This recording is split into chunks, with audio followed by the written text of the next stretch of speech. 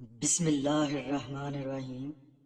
حضرت یونس علیہ السلام ملک عراق کے شہر نینوا میں پیدا ہوئے، جس شہر کی طرف آپ کو نبی بنا کر بھیجا گیا تھا۔ اس کی آبادی 1 لاکھ یا اس سے کچھ زیادہ تھی۔ آپ بھی لوگوں کو بت پرستی سے منع فرماتے تھے اور ایک اللہ کی عبادت کی تعلیم دیتے رہے، برائیوں سے منع کرتے اور اچھائیوں کی ہدایت کرتے۔ اس بات سے آپ کی قوم آپ کی دشمن ہو گئی۔ آپ نے قوم سمود کو راہ راست پر لانے کی بہت کوششیں کی، لیکن بھٹکی ہوئی قوم پر آپ علیہ السلام کی نصیحت کا کوئی اثر نہ ہوا۔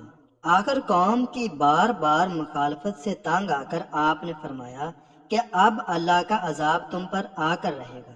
یہ کہہ کر دریا کی طرف چلے گئے۔ آپ کے دریا پر پہنچنے سے پہلے ہی وہاں پر ایک کشتی جانے کے لیے تیار تھی۔ حضرت یونس علیہ السلام اس پر سوار ہو کر روانہ ہو گئے۔ جب کشتی بیچ سمندر میں پہنچ گئی تو رک گئی۔ ملا نے کہا، اس کشتی میں کوئی غلام ہے جو اپنے مالک سے بھاگ کر آیا ہے، جب تک وہ نہیں اترے گا کشتی نہیں چلے گی۔ کرا ڈالا گیا تو حضرت یونس علیہ السلام کا نام نکلا۔ لوگوں نے زبردستی آپ کو دریا میں پھینک دیا۔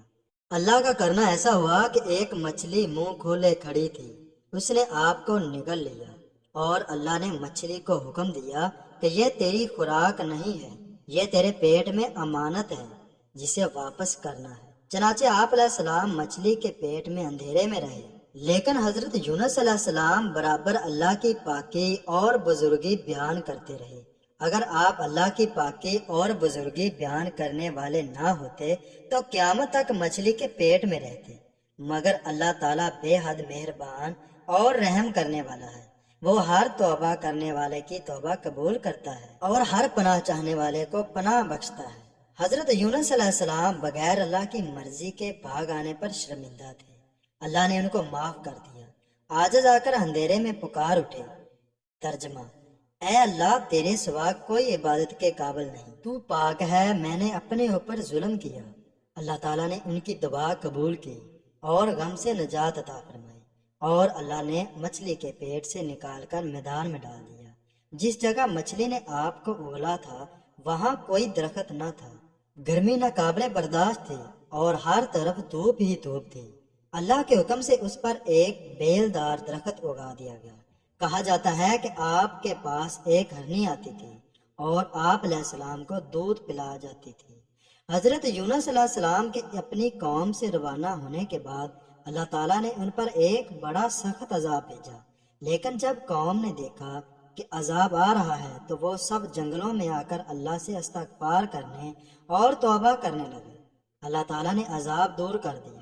حضرت یونس علیہ السلام کے چلے جانے کے بعد آپ کی قوم پچھتانے لگی۔ لوگوں نے سوچا کہ آپ علیہ السلام نبی تھے اور ہدایت کے لیے آئے تھے۔ لوگوں نے اللہ سے معافی مانگی اور وہ حضرت یونس علیہ السلام کی آمد کا انتظار کرنے لگے۔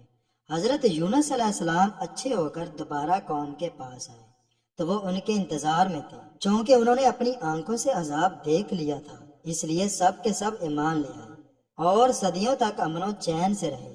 اس طرح اللہ تعالیٰ کا وعدہ پورا ہوا کہ جو لوگ ایمان لائیں گے ان کو خوب رزق دوں گا اور برکتیں عطا کروں گا۔ چنانچہ قوم یونس علیہ السلام سے تمام عذاب اور تکالیف دور ہو گئی جو حضرت یونس علیہ السلام کی بد دعا اور ناراضگی کی وجہ سے ان پر مسلط ہوئی تھی۔ حضرت یونس علیہ السلام نے مچھلی کے پیٹ میں جو دعا کی، اب جب کوئی مصیبت یا آفت نازل ہوتی ہے تو اس کو پڑھا جاتا ہے، اللہ پاک اس کی برکت سے آفات کو دور کر دیتا ہے۔